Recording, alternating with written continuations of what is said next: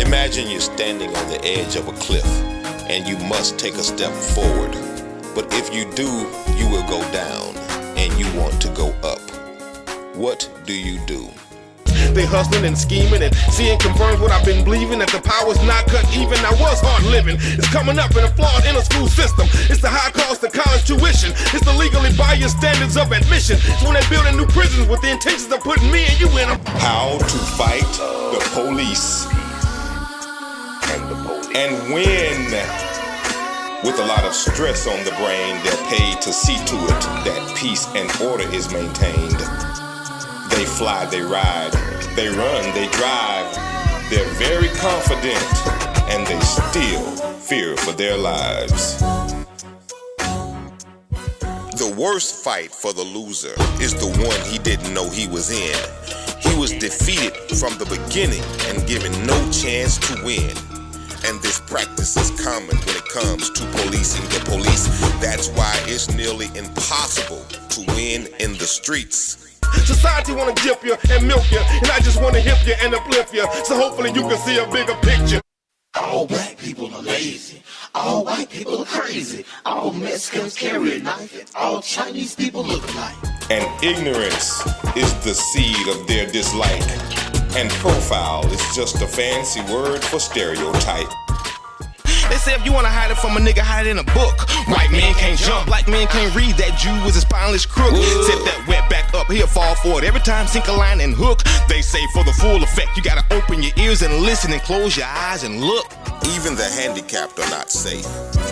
Many incidents regarding police assaulting people in wheelchairs have been recorded and videotaped. But just like any other sworn-in profession, it has a brotherhood, and not all cops are bad. Some are wonderful people committed to providing service and protection. Off of us, ignorance has become a social infection. But being talked about ain't always bad, but it always means you made an impression.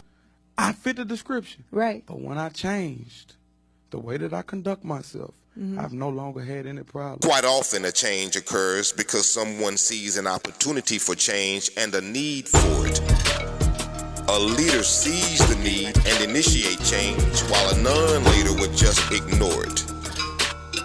Change itself is a scary word, with a complex concept being both a noun and a verb. Police got a chokehold they use out here though, man. They choke niggas to death. That mean you be dead when they through. Listen to me very carefully. A cop can choke you to death. He just has to say it wasn't intentional and the suspect was resisting arrest. I don't know what they're teaching them these days. Loopholes, laws, and lies. A voice is powerless until its power is realized. And power is nothing until that power is exercised. When you're arrested, it's more about money than anything else. Money trumps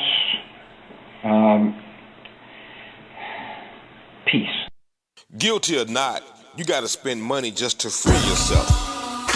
Now, if you're smoking weed, riding around with the windows down, and under the seat you got a half a pound, that's dope. Alright, you got a bench warrant and a phony license plate, and the speed limit is 35 and you doing 78. That's dope. Education is the key to prosperity, respect, and wealth. You can't have a good quality of life if you live your life in fear of the police or anyone or anything else. During the altercations, we ignore our senses, and sometimes we react without realizing the consequences. To be accountable is the hardest thing to do. But self-improvement starts with analyzing you. A new us. Would it ever be, or is it just a hopeless wish? A new us. It's the only way that we can live in peace. The only way that we can coexist. A new us. We need laws that protect people while in police custody. And this is not law enforcement's job to see to it that it's done. This is our responsibility. And we will vent about the officer's action until there's no vent left. But we gotta realize there's a bigger picture here than just the officer himself. All Americans must have the privileges of citizenship. regardless of race. Great leaders set goals that are realistic and don't fear the outcome.